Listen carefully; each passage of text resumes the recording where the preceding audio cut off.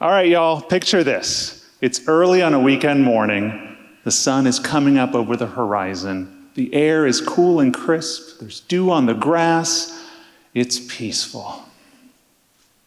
And all of a sudden, a whole bunch of runners show up with their weird colored shoes and their moisture-wicking shirts. They're talking about stuff like personal records and Boston qualifiers.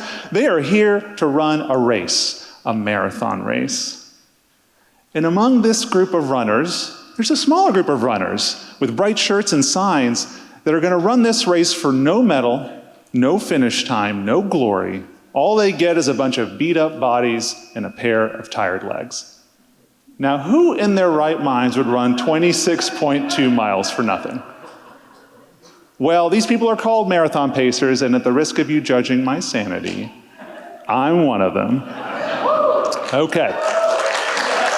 Here's how it works.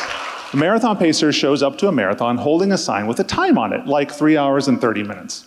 Their goal is to run the race at a steady speed, so when they cross the finish line, their stopwatch says the same time as the time on their sign. Pretty straightforward. Well, wait a minute. It's 2024. We have satellites, we have GPS, we have smartwatches, we have technology that tells us how fast we're running. Why do we need people to tell us how fast we're running? Let me tell you about the time I ran my first marathon. When you train for a marathon, you don't run the full distance until the race day. So I'd never run 26.2 miles. My longest run was 20 miles. So I'm standing there on race day, nervous as hell. I didn't know if I could do it. I didn't know if I could run 26.2 miles. Starting gun goes off. I'm running, I'm feeling pretty good, grabbing gels, grabbing water from the water stations. Mile 3, 5, 10, 15, doing pretty good. Mile 20. And I'm really tired. My brain was telling me, you gotta stop.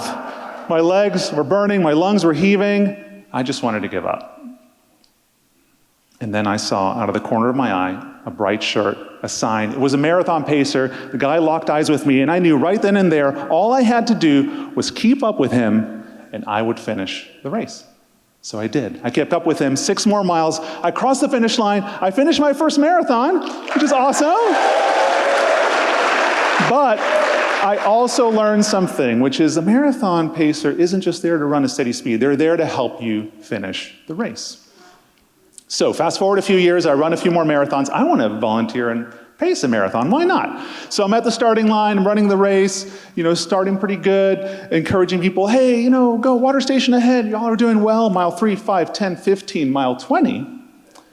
There's a woman named Susan near me, dark hair and 20s, and I could tell, reading her face, she wanted to give up. So I fell back with her, I started talking to her, telling her, you got this, you've trained for this. And I saw her face change from one of despair to one of determination. She kept up with us, she kept going. Half mile to go, she sees the finish line, she takes off, she crosses it, I catch up with her, she gives me a disgusting, sweaty hug. She crushed it, she finished her first marathon. Yeah, that's good. I paced another marathon last year, and this guy, Stuart, about 60 years old, cap, tank top, pretty lean, he was running with me, and I said, hey man, how many marathons have you run? And he said, 201. 201? Man, you don't need a pacer, you got this. You know what he said? He said, dude, it's a marathon. It's hard no matter how many times you've done it. Do you know what else is hard, no matter how many times you've gone through it? Losing someone. I lost my dad a couple years ago. First it was COVID, then he had a fall at home, then he got to the hospital and things just got worse and worse. And I didn't know how to get through that. I'd never lost a dad before. But I was fortunate. I had friends, I had family, I had a partner to help me pace through that, to give me a shoulder to cry on, to talk to me, to listen, to share their story, to make me do weird stuff like a hot sauce eating contest or jumping Green Lake on January 1st.